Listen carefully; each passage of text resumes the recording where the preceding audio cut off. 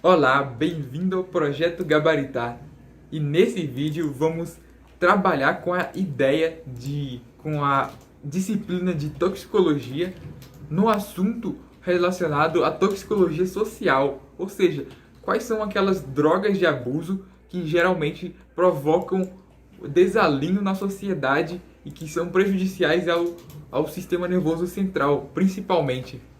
A começar pela anfetamina. A anfetamina, ela é uma droga que lá no início ela era obtida a partir de planta. Por isso que ela tem a nomenclatura, ela pode ser classificada como um alcaloide. Toda substância derivada de planta que tenha alguns requisitos estruturais na parte química pode ser classificada como alcaloide. E a anfetamina é assim.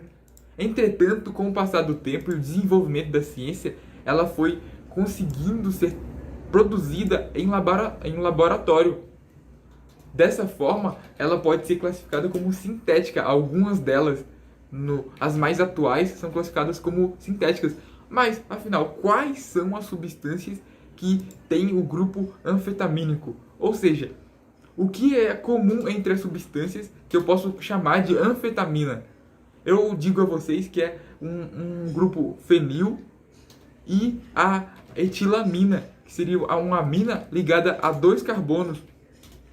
Mas ela possui vários radicais, dando origem a diversas substâncias. Entre elas eu posso citar a metanfetamina, o metileno dioximetanfetamina, que seria o MDMA, que é o popular êxtase. O MDA também, que é o metileno dioxianfetamina. E também outros tipos de droga que foram sendo criadas a partir da síntese, a síntese laboratorial, a síntese sem ser orgânica, a síntese de modo com a ajuda, com o auxílio e com a contribuição humana, que seriam o dom, por exemplo. Agora que percebemos que existe essa correlação e todas elas compartilham de um mesmo grupo, é claro que esse grupo, visualizando assim a estrutura química da molécula, é perceptível que ela é uma substância básica. Então, como vai se dar os processos toxicocinéticos dela, ou farmacocinéticos? É isso que eu vou trabalhar agora com vocês. A anfetamina, ela possui pKa, que seria o coeficiente de ionização, igualado a 9,9, o que significa que ela é uma base. E se ela é uma base, ela vai ser melhor absorvida em sistemas fisiológicos que tenham um pHs maiores, como o intestino. Além disso, isso daí é muito importante para a eleição da via de administração. Qual via de administração ocorre maiores efeitos e ocorre maior biodisponibilidade da substância? Mas primeiro eu preciso de dizer quais são as três principais vias de administração da anfetamina, que seria a intravenosa, também temos a oral e também a inalatória. A inalatória também existe. Dessa forma, a intravenosa e a oral possuem vantagem em detrimento da inalatória. Mas agora, sobre a administração, eu já disse que tem essas três vias. Agora, sobre a biodistribuição, a distribuição dela é extensa, chegando até mesmo ao sistema nervoso central. Mas como ela vai chegar ao sistema nervoso central para desempenhar os seus aspectos negativos? Ela precisa de um tipo de transportador. Até porque, voltando ao assunto do pKa, lá nos vasos sanguíneos, no plasma mais precisamente, existe o pH resultado. O pH desse vaso é normalmente 7. Portanto, é menor que o pKa, significando que ela vai estar no formato ionizado. Porque quando o pH é baixo, ou seja, ela vai estar protonada. E protonada, ela está ionizada. Então, como é que ela vai passar a barreira hematoencefálica se ela está ionizada? Por isso que é necessário a utilização do transporte ativo para esse processo. O transporte ativo vai conduzir a substância ao sistema nervoso central e ela vai conseguir ter um efeito deletério maior. Ela vai conseguir desempenhar seus aspectos, seus danos a nível de sistema nervoso central. Então, é baseado não na difusão passiva, mas sim na difusão ativa, por conta dessa lógica do pKa e do pH. Então, já falamos sobre a via de administração, sobre a absorção e sobre a distribuição, que ela é extensa, chegando até mesmo no sistema nervoso central, que é uma parte bem íntima. Agora, sobre a biotransformação, acontece extensamente no fígado. Entretanto, existe uma parte da molécula que não é biotransformada e que sai direto pela urina, chegando a 30%. Essa questão vai ser de 30%. Além disso, a meia-vida da substância, o tempo que ela demora para atingir metade de sua concentração no plasma, é um tempo de meia-vida considerável, até porque ela é básica e por ser básica e lipossolúvel, porque ela possui muitos carbonos, ela vai ficar reservada em alguns sistemas e a biotransformação dela não vai ser suficiente para extrair, para excretar de forma muito precisa e excretar de maneira tão rápida. Então a meia-vida vai ser demasiadamente alta. Além disso, a acidez da urina, agora falando sobre a excreção, a acidez da urina vai ser essencial para a melhor excreção. Então, essa meia-vida, ela é dependente do tipo, quer dizer, a presença de substância inalterada na urina é dependente da concentração de pH, ou seja, do potencial hidrogeniônico, ou seja, pH. Quanto menor o pH, ou seja, mais ácida a urina, maiores vão ser as chances da substância no seu formato ionizado, que vai ser solúvel em água, ser dispensada. Agora, sobre a farmacodinâmica, é possível dizer que ela vai trabalhar em 3 aspectos diferentes, todos eles com um objetivo singular, o objetivo de fazer com que a fenda sináptica seja abastecida e fique saturada de catecolaminas. As 3 metodologias para fazer isso são inibição da recaptação, ou seja, normalmente o organismo funciona dessa forma. Ele joga o neurotransmissor, ou seja, secreta, para ser mais numa linguagem mais técnica, na fenda sináptica. Acontece o efeito com os receptores pós-sinápticos e depois ele sai desse receptor, é degradado ou acontece a recaptação por transportadores que ficam na membrana do neurônio pré-sináptico. Mas, com a inibição dessa recaptação, o bloqueio desses transportadores, é claro que a substância ela não vai conseguir passar, então ela vai ficar saturada na fenda sináptica. Além disso, o segundo mecanismo seria a inibição da MAO, que seria da monoamina oxidase, que seria uma enzima responsável por quebrar as catecolaminas. Uma vez que essa enzima é inibida, o que acontece? Acontece o excesso ainda das catecolaminas, porque elas não vão ser quebradas mais. Então eu vou ter um efeito maior, simpático-mimético, ou seja, que tem afinidade com o sistema simpático. Agora, o terceiro mecanismo e mais importante é a estimulação da liberação de anfetamina, de neurotransmissores do tipo catecolamina, mais precisamente da dopamina, da norepinefrina e da serotonina, por exemplo. Portanto, a pessoa que consome essa substância, ela vai ter um prazer maior, ou seja, vai ser o barato dessa substância está relacionada à incidência, à liberação desses neurotransmissores na fenda sináptica.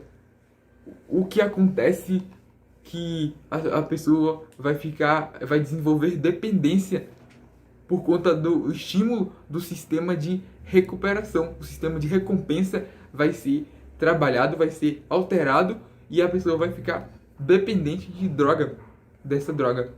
Agora, as aplicações práticas para evitar o sono, alguns caminhoneiros principalmente, eles utilizam as anfetaminas para que consigam ficar despertos. Então é o famoso rebite. O rebite é uma anfetamina que promove essa questão de evita o sono porque deixa a pessoa estimulada. Por ser uma droga estimulante, acontece que o sono ele vai ser reduzido, a pessoa vai sentir menos sono. Por isso que é o efeito em narcolepsia. A narcolepsia seria, para tratar a narcolepsia, existe a anfetamina, que seria o sono. Agora, outra aplicação seria a estimulação dentro do esporte. Alguns atletas eles podem utilizar anfetaminas para aumentarem sua performance. Além disso, ele também possui a função de redução de gordura, ou seja, função anorexígena. A pessoa sente menos vontade de comer e também isso principalmente vai estar relacionado às substâncias fenoproporex e anfepramona e sibutramina. São as anfetaminas que são responsáveis por produzir esse efeito termogênico, ou seja, de quebra de gordura para transformação em glicose e aumento da quebra de gordura, ou seja, redução de peso. Agora um efeito que é terapêutico ainda seria o efeito nas questões do uso dentro do ambiente para tratar como descongestionante, que tem por principal protagonista a substância efedrina, que lá no início ela foi muito utilizada, inicialmente ela foi utilizada como descongestionante nasal, porque contrai os vasos sanguíneos da parte do nariz, da parte nasal. Outra aplicação seria o êxtase. O êxtase é utilizado para gerar euforia e para aumentar a disposição e aumentar a permanência os jovens utilizam o êxtase para que eles fiquem mais despertos e não durmam durante eventos como raves, eventos de shows de artistas, entre outros. Agora sobre a cocaína. Agora mudando de assunto, porque já exaurimos o conteúdo das anfetaminas, o máximo que a gente poderia falar já foi falado. Agora sobre a cocaína ela tem, a extração dela ocorre por meio ela é obtida a partir de uma planta chamada Erythroxylum coca. Essa planta, ela é nativa de países latino-americanos, ou seja, ela é plantada em países latino-americanos, e para extrair a cocaína em si, é necessário um processo de extração que tem como base a utilização de solventes orgânicos como gasolina e hexano, por exemplo, e também um ácido forte, que seria ou uma base fraca, que seria, por exemplo, o ácido clorídrico ou o ácido sulfúrico. Mas agora existe uma diferença crucial entre o que é o crack e o que é a cocaína, o sal de cocaína. Existe uma diferença fundamental entre essas duas substâncias que vai impactar diretamente a via de administração. Enquanto o crack ele possui a utilização ele é a cocaína na base livre, ou seja, ele é extraído a partir de carbonatos, enquanto que, por outro lado, o sal de cocaína, ele é iônico, portanto, ele é formado a partir do ácido clorídrico ou do ácido sulfúrico, resultando em uma substância ionizada que vai gerar um pó. Esse pó ele vai ser inalado. Então, a única substância que pode ser fumada é o crack dentro da cocaína. Então, dessa forma, existe uma diferença entre as vias de administração. O crack ele é melhor absorvido porque ele é uma base, ele consegue se volatilizar e consegue ter a via de administração fumada, enquanto o cloridrato seria só a inalação. E a inalação, como já visto, ela vai comprimir os vasos das narinas e vai prejudicar a absorção da substância. Agora, sobre a farmacocinética da cocaína. Sobre a farmacocinética, por ela possuir na sua estrutura química tanto os grupos, alguns anéis, os grupos ésteres e também aminas, ela vai conseguir ter um potencial básico. Então ela vai ser uma molécula básica, mas não tão básica assim, porque ela possui um pKa, que é a constante de ionização, de aproximadamente 7. Dessa forma, ela é boa, ela é bem absorvida dentro das vias de administração, que na sua parte de base livre, na sua apresentação em base livre, que seria o crack, ela é bem absorvida nas mucosas.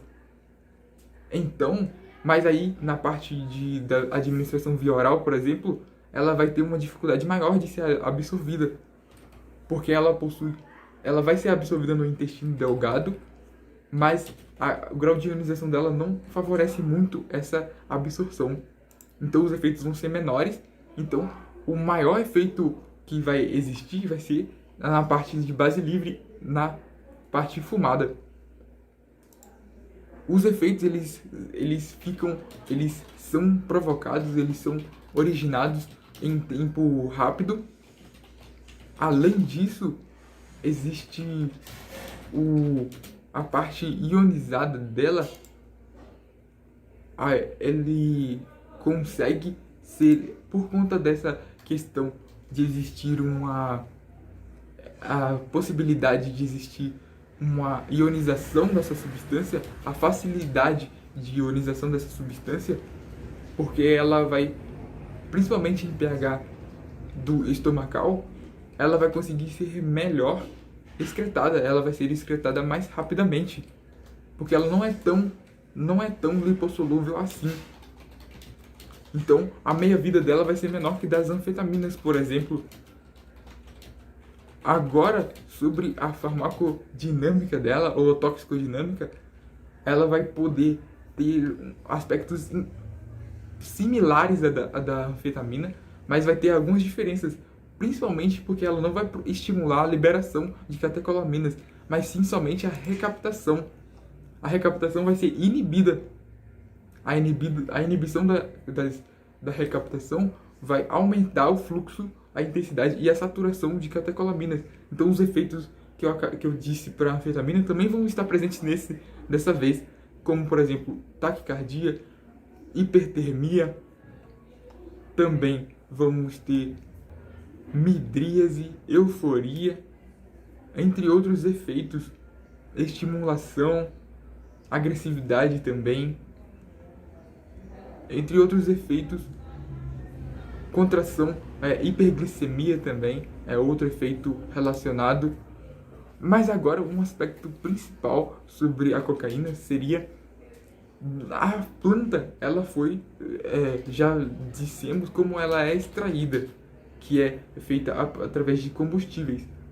Mas a pasta, para gerar a pasta base, que seria depois da primeira extração, é claro que vão existir partes secundárias, ou seja, o que vai sobrar da planta pode ainda ser aproveitado para fazer substâncias ilícitas, como por exemplo a merla. A merla, ela tem esse princípio. O que sobra da extração da cocaína é utilizado para produzir a merla, que é um pó marrom que também produz os seus efeitos. Além disso, também temos o oxi, que seria também derivado da cocaína, mas tem um efeito muito maior. E esse efeito maior é proveniente da oxidação, por conta a molécula da cocaína é oxidada em dois aspectos, principalmente por duas condições: pela presença do permanganato e também pela presença de ambiente adequado. E aí vai transformar, por isso que é oxi, porque isso daí vai ser excelente para produção da oxidação. A oxidação completa é realizada a partir dessas condições. Então, a disponibilidade de oxigênio e a presença de permanganato são responsáveis por formar o óxido, que é derivado da cocaína. Agora, sobre a cannabis sativa, que vai gerar como produto uma droga perturbadora, existe a extração dela é feita na planta chamada cannabis sativa, que tem inúmeros canabinoides, entre eles o tetrahidrocannabinol e também o cannabidiol, que são as duas substâncias principais. E por ter essas duas substâncias, elas têm alguns efeitos, mas os efeitos eles não são nem estimulantes e nem depressores do sistema nervoso central, mas sim perturbadores. Podem ser tanto um quanto o outro, ou os dois juntos. Então, a manifestação dos efeitos serão principalmente relacionados à hiperemia, que seria a vermelhidão dos olhos. Também pode ocorrer taquicardia, bradicardia, pode ocorrer euforia, a síndrome amotivacional também pode ocorrer. A síndrome amotivacional ela é relacionada principalmente àquela questão envolvendo a perda de motivação para as coisas, para as tarefas que antigamente se tinha prazer em desempenhar. Então, é ficar sem propósito, para ser mais exato, para ficar mais clara a ideia, é uma ausência de propósito, que é desenvolvida a partir do consumo crônico da substância. Dessa forma, agora temos também, mas como vai ocorrer a farmacocinética dessa substância? Eu digo a vocês que ela vai se introduzir a partir das vias de administração fumada, a partir da via de administração oral com aqueles bolos ou aquelas substâncias, aquelas sobremesas que envolvem a adição dos compostos ativos da substância, como aconteceu naquele experimento inicial lá no início, para que fosse identificada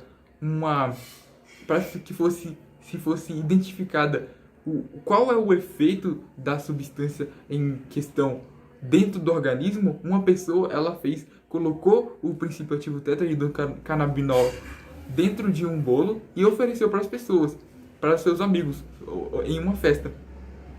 Lá, o que aconteceu? E aí ele observou, depois dessa introdução, ele observou como funcionou o aspecto, como aconteceu o desenvolvimento do estágio clínico, como as pessoas ficaram depois da administração.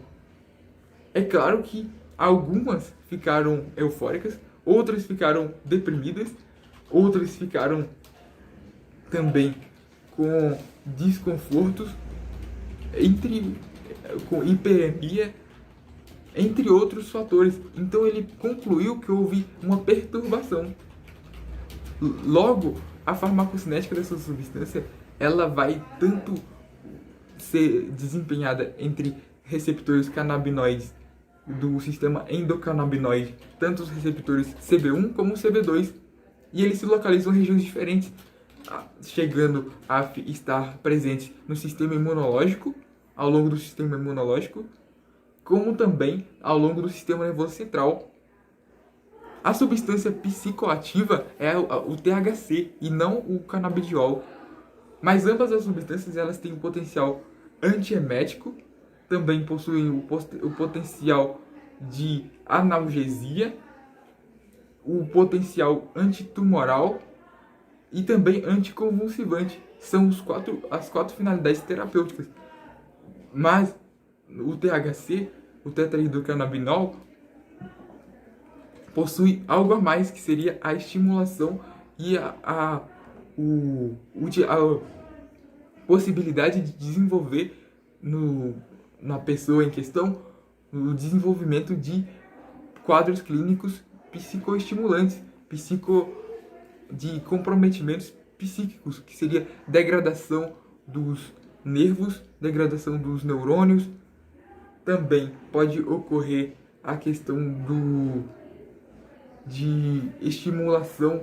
Os neurônios eles vão ficar deprimidos e pode acontecer da substância desenvolver, sujeitar o indivíduo a ficar mais suscetível a esquecimentos, por exemplo, por conta dessa degradação neuronal, o descontrole do sistema nervoso. Então ela é uma substância psicoativa, porque a substância psicoativa da maconha é o tetrahidrocannabinol e não o canabidiol. O canabidiol só tem os aspectos terapêuticos que eu acabei de listar: anticonvulsivante, antitumoral, antiemético e também analgésico.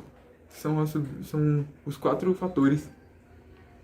Agora é necessário também dizer, por fim, fazer um exemplo do que seria o skunk e o haxixe. O skunk seria a substância, a maconha, feita e desenvolvida, produzida e cultivada em um ambiente controlado. Porque dependendo de como é feita a produção da substância, a produção da planta, o cultivo da planta em temperaturas adequadas, em pressão adequada, em clima adequado, vai ocorrer maior porcentagem de tetrahidrocannabinol. Então, a purificação depende. O skunk ele é produzido em lugares onde todos esses aspectos são controlados e para estimular, para aumentar ao máximo a produção de tetrahidrocannabinol. Então tem uma porcentagem altíssima de substância psicoativa que é proibida pela portaria da 344 da Anvisa, que lista lá, dentre as substâncias de uso proscrito, as drogas propriamente ditas, o tetrahidrocannabinol. Agora, sobre o haxixe, ele é uma resina dentro da substância em questão. É uma resina. E essa resina possui também concentração alta de tetrahidrocannabinol, chegando a 40% da sua constituição ser, dessa forma, ser relacionada a tetrahidrocannabinol. Esse foi mais um conteúdo. Eu espero do fundo, eu espero realmente que esse conteúdo tenha sido útil a vocês. E fiquem com Deus.